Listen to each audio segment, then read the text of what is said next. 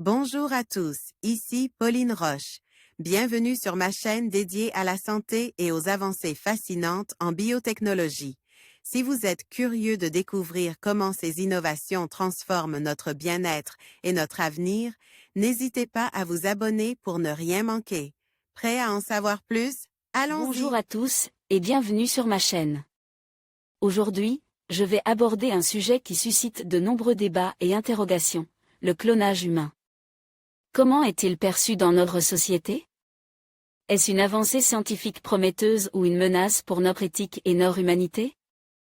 Dans cette vidéo, je vais explorer les différentes opinions sur le clonage humain, en m'appuyant sur des études, des témoignages et des réflexions philosophiques. Restez avec moi pour découvrir les enjeux et les perspectives qui entourent cette technologie fascinante et controversée. 1. Opinion des scientifiques et personnalités vis-à-vis du clonage humain. On a distingue deux types d'avis, L0ND0 NER, Pixabay, DP avis favorable au niveau social. Joshua Lederberg, prix Nobel de médecine, a défendu le clonage humain comme moyen de reproduire les individus supérieurs. Joseph Flechte, Université de Virginie, écrivit que la société pourrait avoir besoin de clones humains spécialisés pour remplir certains rôles particuliers, par exemple des individus spécialement résistants aux radiations, ou dotés d'une toute petite taille pour les vols à haute altitude et les vols spatiaux. Macfarlane Burney, prix Nobel de médecine en 1960, publia en 1978 un livre pour expliquer l'intérêt qu'aurait la société à mettre en œuvre une sélection génétique systématique des individus. Dr Richard Seed veut créer une clinique de clonage humain. Créé à l'image de Dieu, l'homme doit à son tour créer des êtres à son image, c'est la première étape sérieuse vers cette unité de l'homme avec Dieu. Avis favorable au niveau médical. Simon Fischel, embryologiste anglais, est favorable à l'idée de faire un clone d'un malade pour produire des cellules souches embryonnaires pouvant être utilisées pour réparer des tissus d'endommage. Il se dit même favorable à la production de copies d'humains en état de mort cérébrale, comme réserve de greffe d'organes. Ruth Ditch, Human Fertilization and Embryology Authority, GB, pense que l'on pourrait envisager d'autoriser un couple, risquant avoir un bébé anormal, à faire un clone. Brigitte Hogan, biologiste et spécialiste d'éthique médicale, pose le cas d'un cancéreux qui a besoin d'une greffe de moelle osseuse. Moelle osseuse mais ne trouve pas de donneur approprié. Il pourrait se cloner, grâce à un ovocyte prélevé chez une femme consentante. En quelques jours embryon produirait des cellules souches utilisables pour une transplantation. Pas de problème éthique puisqu'aucun œuf n'est féconde et il n'y a pas implantation de l'embryon dans un utérus. Avis défavorable. L'avis d'érudits chrétiens et juifs est le suivant, selon eux quand des êtres humains cherchent à se reproduire d'une façon asexuée et en écartant l'homme du processus de procréation, ils défient avec arrogance l'ordre établi par Dieu. Munawar Ahmad, un savant islamique, spécialiste de la génétique, nous dit que l'arrogance de la science occidentale n'a jamais été aussi grande. Le corps humain est la propriété de Dieu et non pas le laboratoire de l'homme.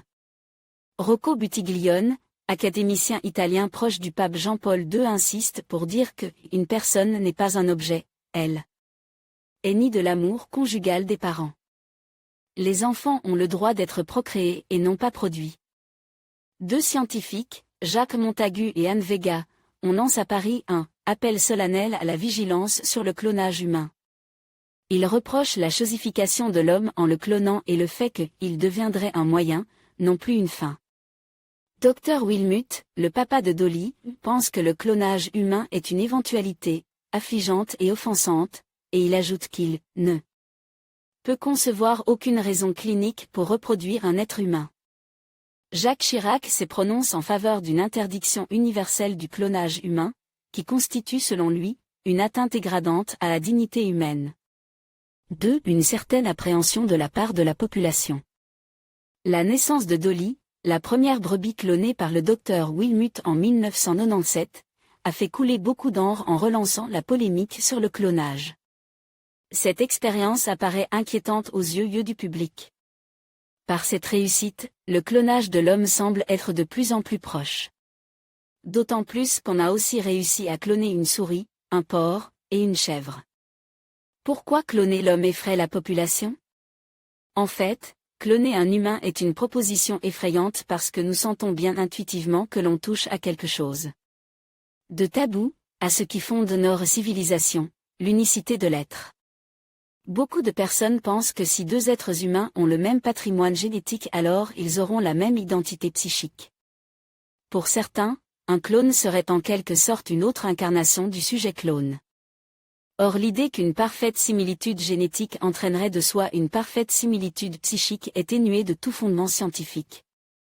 Certains pensaient pouvoir cloner de grands artistes ou scientifiques, comme Einstein, pour qu'ils puissent continuer leur œuvre, impossible. La duplication d'un être humain suscite de nombreuses questions sur le plan philosophique et moral. De plus, avec Dolly, la fabrication en série d'individus identiques n'est plus un thème de science-fiction, mais un sujet d'expérimentation. En fait, depuis longtemps, le clonage humain intéressait les hommes, et on le ressent dans les œuvres artistiques, reflet des interrogations et des réflexions de la société. Il y a 60 ans, le célèbre auteur de science-fiction Aldous Huxley, dans son roman intitulé « Le meilleur des mondes », mettait la technique du clonage en application pour un nouveau genre de société. Et aujourd'hui encore, le clonage humain est un thème qui inspire des séries télévisées, comme les X-Files, on peut aussi citer le film « Ma femme, mes doubles et moi », qui repose sur la notion de clonage. Cependant, si le clonage suscite une certaine peur, il fascine aussi beaucoup de personnes qui y voient le moyen d'assouvir leurs fantasmes les plus fous. Certaines personnes ne cachent pas leur désir de se faire cloner et leurs motivations sont multiples. Certains voudraient pérenniser leur personne, en quelque sorte, devenir immortels au travers de leur clone. D'autres atteints de stérilité voudraient que l'enfant issu de fécondation in vitro leur soit génétiquement lié. D'autres encore voient dans un clone de leur personne une réserve de cellules ou d'organes en cas de maladie ou des accidents. Peut-être que ce qui effraie le plus, c'est le code pervers du clonage dû au code pervers de l'homme. Celui-ci est capable du meilleur comme du pire. Comment empêcher les possibles dérives et excès qui semblent inévitables, comme beaucoup d'inventions, qu'on fait? La bombe H?